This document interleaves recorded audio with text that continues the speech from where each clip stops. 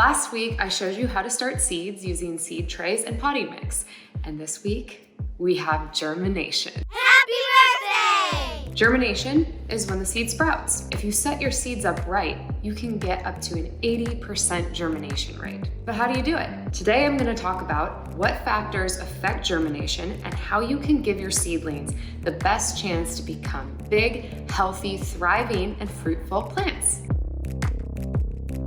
The 4 factors are water, oxygen, light, and temperature. Optimal levels of light and temperature can vary from species to species, but continual water and oxygen are necessary for all seeds to germinate. After placing and covering your seeds with soil, the next step is to water. The moment the seed absorbs water, the germination process begins. It's like the seeds are at the starting line of a track and field race, and the water is the pistol that sets them off running.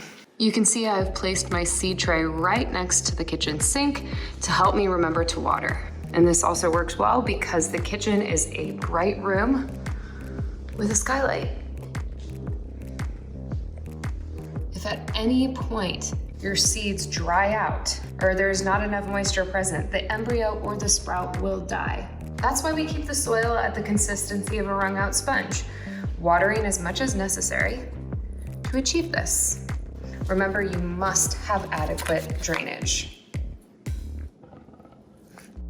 Oxygen must be supplied in order for the seeds to breathe or respirate. This should be easy, but some care must be taken to use a planting medium that is loose and well aerated. Using garden soil or soil dug from the ground can present a big problem, as it is never as optimal as bagged soil or mixtures containing perlite and sterilized sand and peat moss. My soil here is very clay heavy. See that?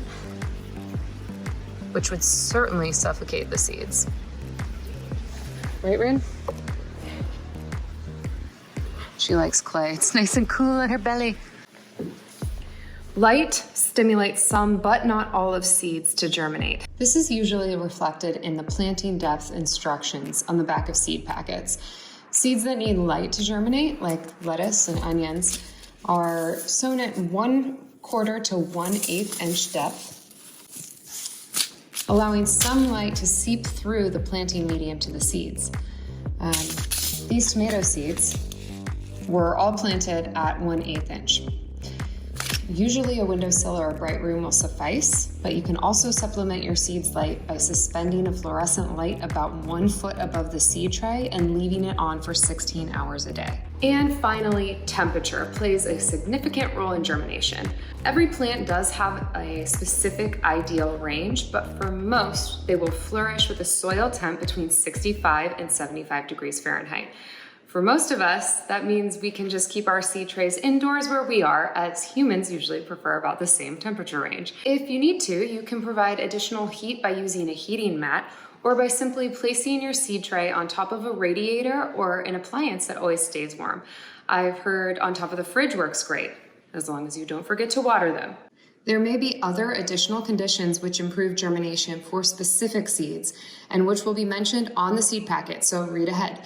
For instance, many beans, as well as asparagus and okra, will do better if they are first soaked in water for 24 hours, which it says on the back.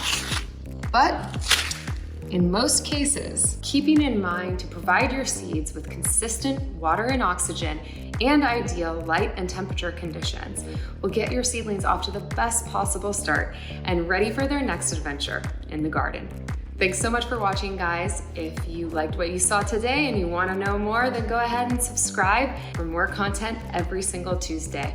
And don't forget to like too. Thanks so much. See you next week.